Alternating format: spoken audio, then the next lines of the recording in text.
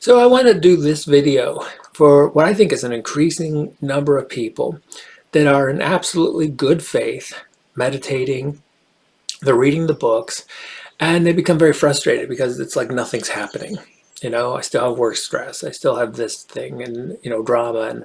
And I can't seem to get to that unshakable state of peace. And I know it's there because I've seen podcasts, I've seen speakers, and they come out and they seem to have found this absolute peace of mind.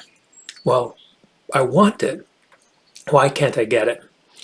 That's a great question, but it's the result of a bit of confusion. And so in this video, I want to try to give a few hints about why this is a confusion and how to deal with it.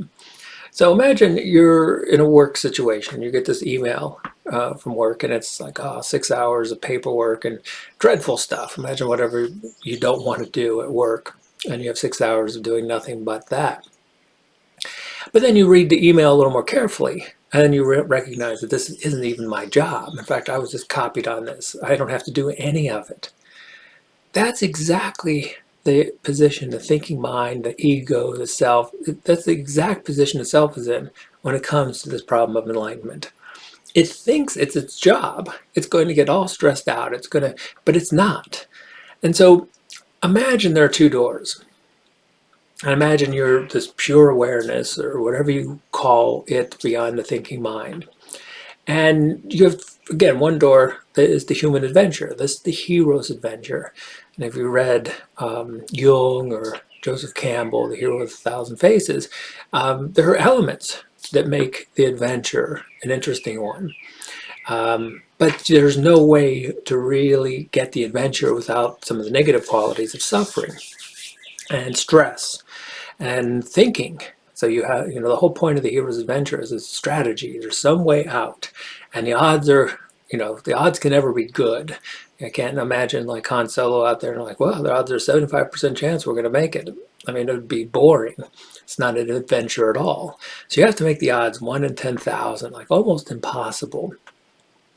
Then it becomes a real adventure, and a lot of human beings are on this adventure, and they're playing with things, and they're acquiring things, and there's winners and there's losers, and they've won the market, and they've won, and so it's doing exactly what it intended to do, and that's to provide the trip of an adventure and to the possibility of playing the hero, which is such a valuable thing.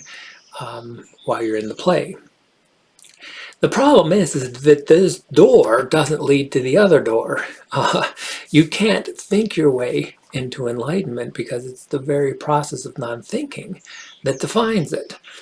And so it's created a kind of an impossible situation, kind of like a grail, where like, the Philosopher's Stone or something that's just going to be, you could seek it forever and you're never going to attain it. And that's why it can seem so frustrating. All you need to recognize is that you're on the hero's adventure. You've chosen this. It's not your job to have peace of mind.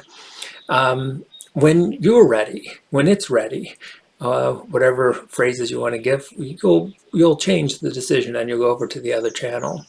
You'll go over to the other door. You'll go over to the other mode of existence. I mean, whatever metaphor you want to use, you'll do it when you're ready, not your ego, not your thinking mind.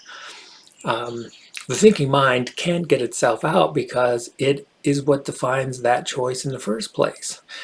And it does make for a very interesting adventure. So if you're getting frustrated with meditation and it just seems like you can't get there from here, one of the things you might consider is maybe this is your choice. Your choice is the hero's one. It's an adventure that is worth playing. It's just you can't have the peace of mind while you're playing the hero.